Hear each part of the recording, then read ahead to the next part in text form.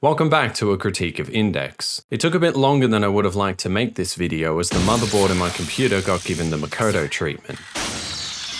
But with it now replaced, I'm keen to get back into the swing of things. So we pick up right where we left off, with Toma finding an injured Index and Style arriving on the scene.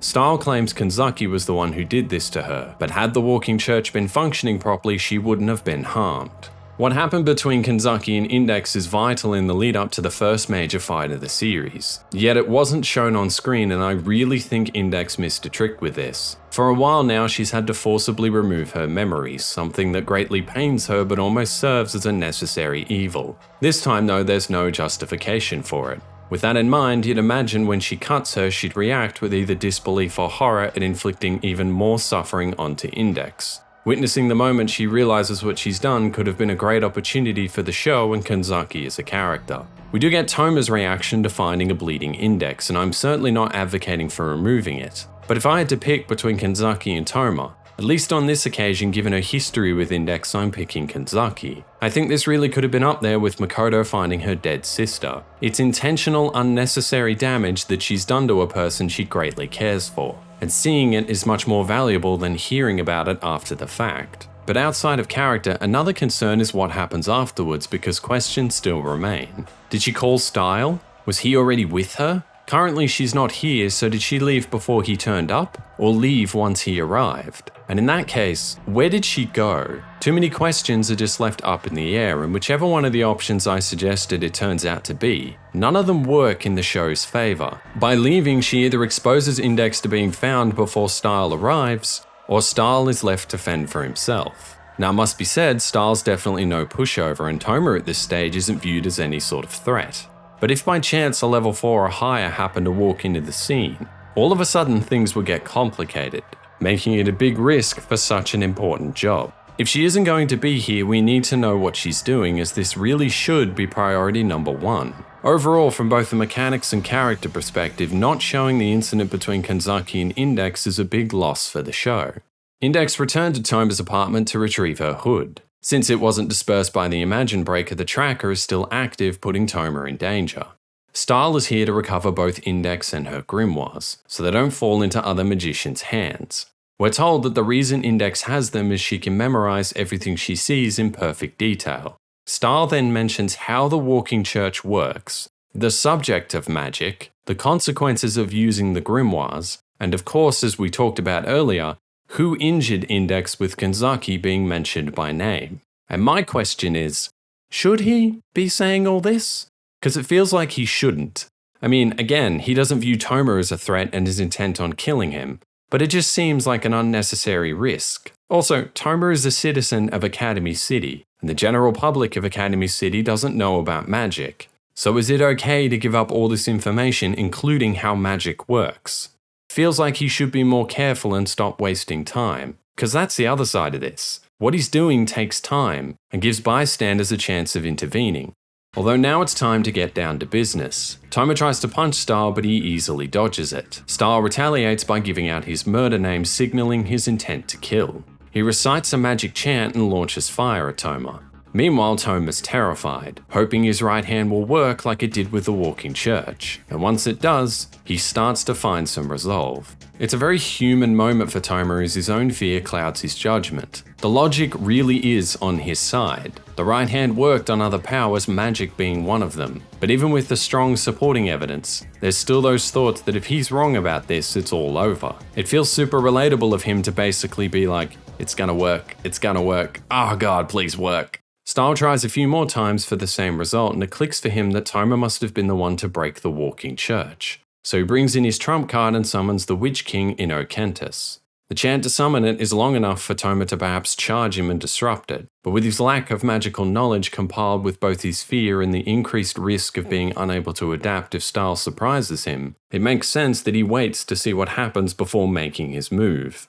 Now, Inokentis is a problem for Toma. He can still disperse it, but it keeps regenerating instantly. Index then speaks in almost a trance-like state that Inokentis will always regenerate as long as the runes around the building remain intact. Her trance is quite robotic and emotionless. The situation is extremely frantic for Toma, but Index doesn't understand this, giving quite a literal answer to him asking if it's really her, unable to identify the concern and desperation he is feeling. By having her explain the runes, Toma has lost the opportunity to figure it out for himself. And it's actually a good idea to do things this way. Up to this point, we've been told how valuable the grimoires are, but seeing them in action gives them more weight. She's easily able to ascertain what type of magic it is, how it works, and its weakness. Just like the right hand, the grimoires are an important part of the show, and so far we'd only seen one of them in action. So it's good to witness what the grimoires can do, and Toma still has to figure out how to get rid of them, so he can still show us what he's capable of. Although, that doesn't mean we're out of the woods entirely. For one, style doesn't immediately stop her from speaking. It clearly annoys him, yet he just lets her run and give out valuable information. This overconfidence is fun. But not only has Toma proven himself to be a bigger threat than he first thought, you know as an audience that it's opening the door for Toma, and he's about to make him look really silly. The other thing about this is, whilst Index is explaining Inokentis, Toma isn't even bothering to look at him. Your eyes dictate your focus, and in the face of this impressive fire witch, Toma's like, dude, hang on a second, Index is talking. It doesn't do a whole lot for the tension in the scene. With Index stopped, Style attacks Toma from behind. There is a huge explosion, but Toma makes it to the stairs and down to the next floor. There he finds the runes and Inokentis finds him. He runs, trips, and falls out the apartment, landing on metal and rolling onto the bikes below. Okay, now we have bigger problems. Let's talk about stakes. Stakes work best when we understand not only what can be lost, but also how it can be lost. We have the first part. If he loses, Index will be taken away. Oh, and he'll die. So yeah, that checks out. But how it can be lost is where it starts to crumble. It's a shame too, as the lead up was working well in the show's favor. We knew how Toma's ability worked and had seen its lack of range, isolation to just his right hand, and its ineffectiveness against physical objects. Here, however, is where it falls apart. Style sets up and executes a good plan to counter Toma. He ties up the right hand and attacks him from behind. Yet with no explanation, he survives virtually unharmed. Then he dives past the 3,000 degree Inokentis, no worries, all good, and then falls 6 stories landing on metal, no harm done. The issue of course is all 3 should have killed him, and our understanding of how he can lose is in shambles. Therefore the plot armor in these moments is thick. Or is it? Since Toma's ability is mysterious, the potential is there for the plot armor to be explained. But 3 major flaws arise from this. The first is there's no indication that his power would influence the rest of his body. So how does it save his ankles from breaking? Especially with its ineffectiveness against physical objects. How does it stop the fire from burning the side of his body? Or, for that matter, most of his body? 3,000 degrees Celsius is about double steel's melting point. So how does he survive? The second problem is Toma never reflects on these moments. He barely knows anything about his right hand, so why doesn't he question how he survived? And the memory loss in episode 6 isn't an excuse. There's still plenty of time before that happens for him to ask, how am I not dead yet? Did this right hand save me somehow? He should have so many thoughts and questions, yet the show expects you to accept these moments and ignore Toma's lack of intrigue. Well, I'm not gonna, so what now? You can have as many mysteries as you want to be solved at a later date. But unfortunately, we're not at a later date. We're at episode 2 and we need to know how Toma can lose. Otherwise the stakes will be damaged, ripping apart the tension and making it less likely people will stick around and discover the answers to all the lingering questions. The last thing about this large plot armor is it hurts Toma the most. I'll talk about this more later on, but Toma is the best part of episode 2. But when heavy plot armor is involved, his accomplishments lose value. It diminishes the strength of character required to be successful, making it easier for anyone to do anything. It's so strong that you or I could beat Style, and we don't have Toma's ability. But these moments basically confirm we're indestructible, so it really should be pretty simple. I should also mention that the citizens of Academy City are humans with powers, so they can't naturally take extra damage, like, say for example, Saiyans can. Anyway, Toma's outside the apartment complex in the range of the runes, so he's relatively safe. He tries to call for help, but he broke his mobile, so the plan is to find a payphone, but he doesn't move, battling to convince himself he isn't doing this as an excuse to run away. In the meantime, Stahl is wasting time, making me wonder why he hasn't left yet. He has what he wants, so there's no need for him to stay. If anything, staying makes things more difficult for him. In fact, considering how much he told Toma, the whole magic thing, shouldn't he go after him? Either way, remaining here is a weird choice to make. There's nothing to gain from it.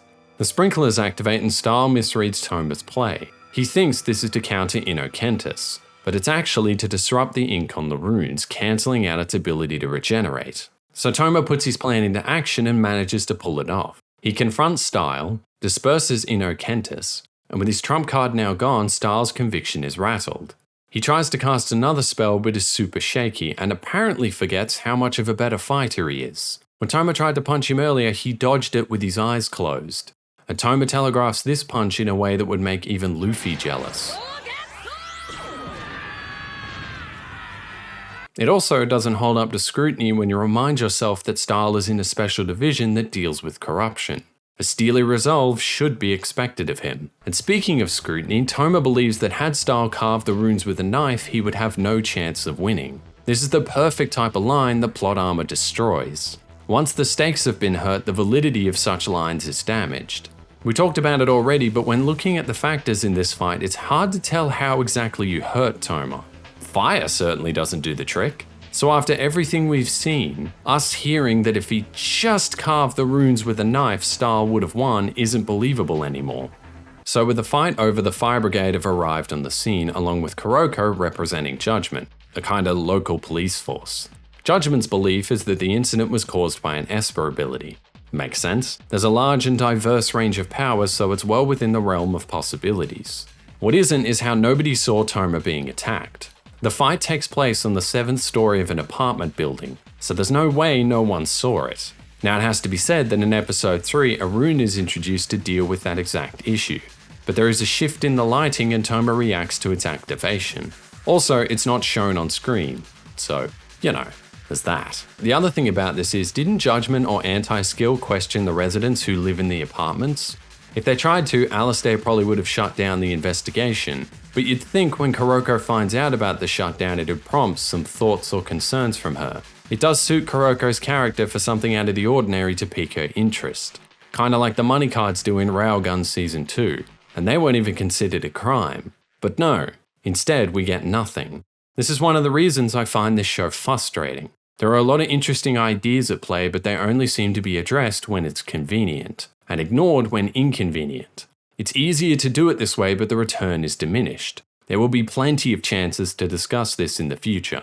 For now though, Toma is with an injured index and shuts down the chance of being tracked by dispersing the hood. And hey, we get to talk about another positive. Credit where credit's due, the walking church was handled well. It provides absolute protection, and I for one like the cost-benefit aspect to it. She could ditch it to limit the chances of being tracked, but there are some other methods of tracking as seen in Season 2, and with her grimoire she would have knowledge of these methods. Therefore, there's no guarantee of avoiding danger without it. However, it does guarantee protection from attacks, so the positive of wearing it outweighs the negative, and it also serves as the perfect thing for Toma's ability to negate. Moving on, Index is bleeding to death, so Toma, he's pretty keen to address that. Now, he could call an ambulance, however Index is a foreigner without an ID, making it likely she would be taken away and Toma would be unable to confirm her safety. She does have the grimoires and knows some healing spells, but there's a problem. No student who has gone through the Esper curriculum can use magic. And with 80% of the population being students, that's quite a large majority. Toma realizes the solution is he needs a teacher, so he takes Index to Kamoi's house. Once there, Index with Kamoi's assistance begins a healing ritual. Though Toma must leave as his right hand will disrupt recovery magic. The episode ends with Toma running away and we get our first shot of Kanzaki. By the way, kicking the door hurt more than falling 6 stories. You can see why that might be a bit of an issue. With the episode done, it's time to quickly look at Luck, because when it comes to Toma, Lady Luck has to be addressed. First up, breaking the walking church and having Index suffer major injuries for it is pretty unfortunate. He's chosen to take this action but was still confused about what was going on, and didn't believe what Index was telling him. So for her to almost die because of it is a harsh consequence. Plot armor obviously helps an enormous amount, so that's super lucky. Then not being able to heal Index and stay for the ritual are both unlucky.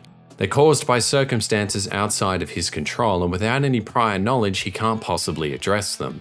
Overall, barring the plot armor, Toma was shown to be unlucky, supporting the idea that he is misfortunate. Well, with that done, it's time to wrap up. You know what? I'll go negative first and end on a positive. So to start with, quite a few issues were littered throughout, hampering the overall quality of the episode. Combat was rough, which is a shame since it was our first high-stakes battle. World mechanics were confusing and at worst times ignored, and so with those factors, plot progression took some hits. However, the main positive of the episode was Toma. He was the shining light. Watching him find resolve in the face of adversity, confront his own shortcomings with brutal honesty, come up with a plan to counter tough opposition, and find a solution to the tricky problem of having to quickly heal Index. Yeah, Toma had a pretty good episode. It's just a shame that too many things around him let him down. Well, that's it from me for now.